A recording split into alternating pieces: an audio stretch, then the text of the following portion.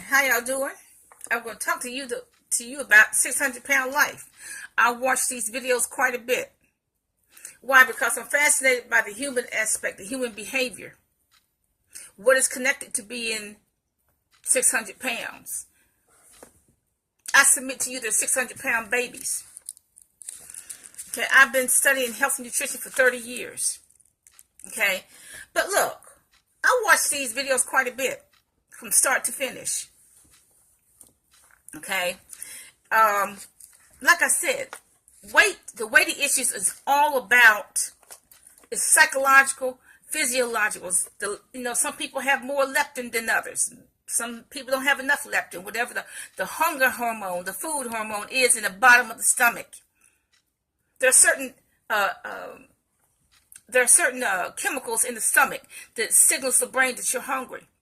That's why I eat almonds 3 times a day at least, most of the time. Because almonds take away they suppress that signal from my stomach to my brain that says you're hungry. If I don't eat almonds, I will raid the refrigerator, y'all.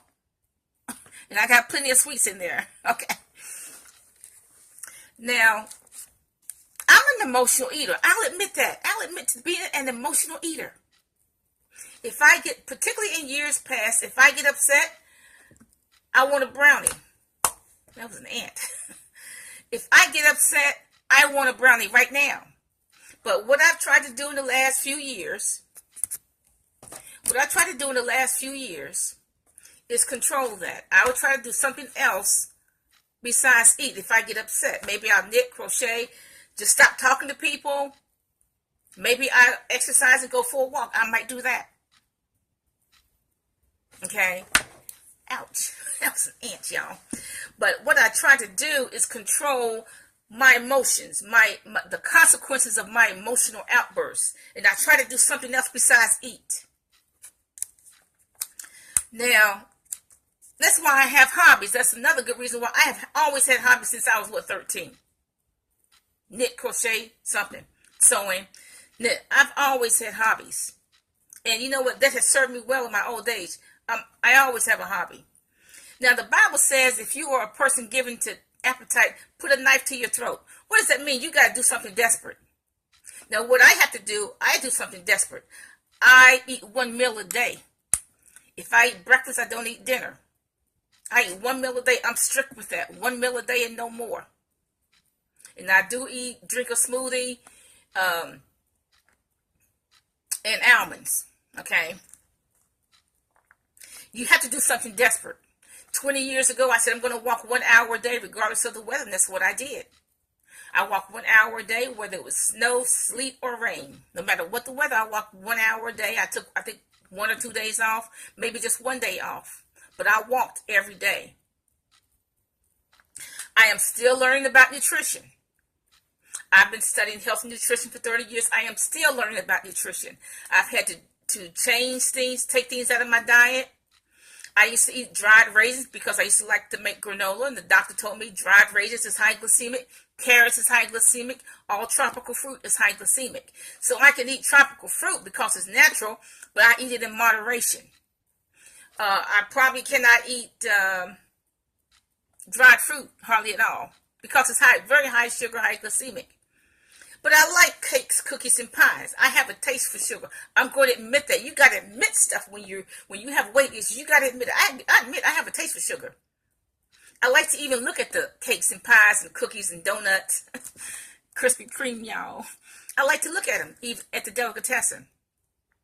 If it was up to me, I would have a plate full of cakes, cookies, and pies at night. But see, I know if I do that, I will wake up blind. I will probably go into a diabetic coma. If I eat like that, a plate of cakes, cookies, and pies at night, I'm going to wake up blind. At the very least, I will go into a diabetic coma. So I don't want to do that. Okay? So I just don't eat cakes, cookies, and pies. Do I have a taste for sugar? Yes. So if I have a taste for sugar, I eat about a teaspoon of cake. Or about a teaspoon of a cookie. Okay, because the taste for sugar is there. Okay, why do I have a taste for sugar? Well, in my family is alcoholics. Okay, so I have a taste for sugar. What is alcohol? It's fermented sugar. Okay, so you got to admit that. I admit that I have a taste for sugar. I just don't eat it. The only candy I eat is chewing gum. Okay, so like I said, I personally, right now, I'm just eating one meal a day. And that one meal a day is just a little bit of meat. And the rest is vegetarian. My weakness is bread. Because I like bread, I bake bread. So what I might do is just eat bread once a week or once a month even. I don't know. I'm still working on that. Because I love me some bread, y'all. But I'm working on it. Okay. So one of the things, there are four, probably at least four that I'm counting, that these 600-pound people have in common is, number one, they like to be treated like a baby. They like people wiping their butt. Because that's what you do to a baby. Okay, they like people giving them a bath because they like all that touchy-feely stuff. They like people giving them a bath. They like people touching them and all that. You know, when I was in the hospital having my baby, I didn't want to leave the hospital because I was being waited on hand and foot. They brought my baby. They brought me food. It was nice. Okay. But they said, look, you got to leave. Okay. 3 days. You got to leave in 3 days. Bye. Okay. So I had to leave after 3 days. But I liked that. People waiting on me hand and foot. I didn't want to leave. I was hoping to stay at least 3 or 4 more days. Okay. But see, the 600-pound people like that. They like people touching and feeling and giving them a bath and wiping their butt. They like it. Because they like being treated like a baby. Okay, number two. All of them, probably most of them, 98% of them have had a bad childhood. Abuse, alcoholism, child molestation, rape.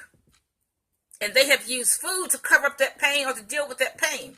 This is the irony about pain. You got to deal with it. You got to face it. You got to deal with it.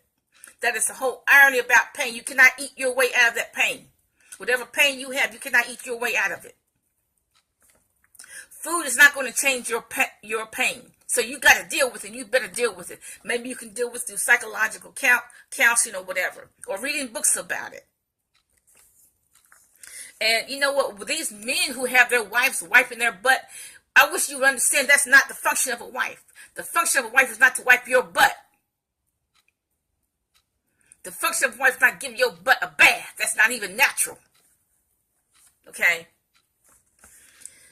These people, these 600-pound people, they make no effort to even decrease the amount of food they eat. Instead of having 8 pieces of bacon, they should have one. One sausage. And they don't even need gravy. And they eat like 2 cups of grits. And they don't even taste the food. They just stuff the food down their mouth. They just stuff it. They don't even taste it. They make no efforts to say, okay, I'm going to decrease this amount of food. They make no effort to say, look, I'm not going to even eat that food this morning. I'm just going to eat a carrot or a piece of celery. Number 4, they have made no efforts to educate themselves about food.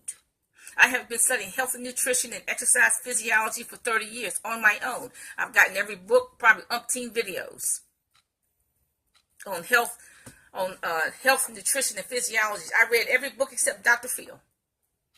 I read just about every book. I am still educating myself about food. I'm still putting some stuff out of my diet.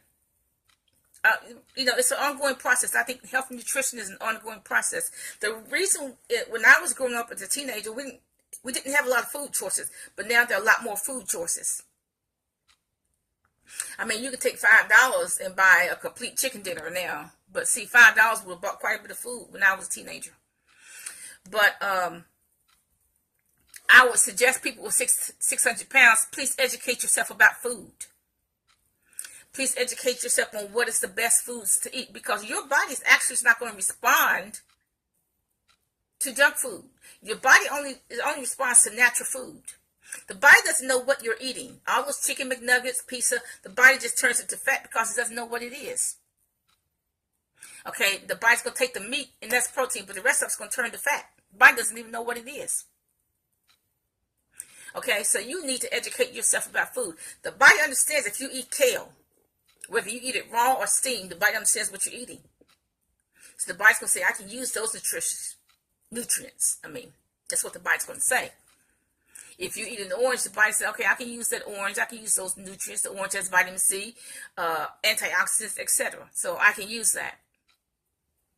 But your body can, if you eat an orange cake, The body's going. This is going to turn to fat. And it's going to put the sugar into the pancreas. The body doesn't even know what you're eating. The body only responds to natural food. So, personally, I try to eat as much natural food as I can. So the 4 things that 600-pound people have in common. Number 1, they like to be treated like a baby. They're 600-pound babies. Number 2, they all seem to have had, 90% of them seem to have had a bad childhood. Number 3, they make no efforts to even decrease their portions, to even change their diet from junk to wholesome foods. Number 4, they have not educated themselves about nutrition. And I would suggest if you're 600 pounds, if you're 300 pounds and up, I would suggest you educate yourself about food to find out what is the right food to eat. Have a nice day.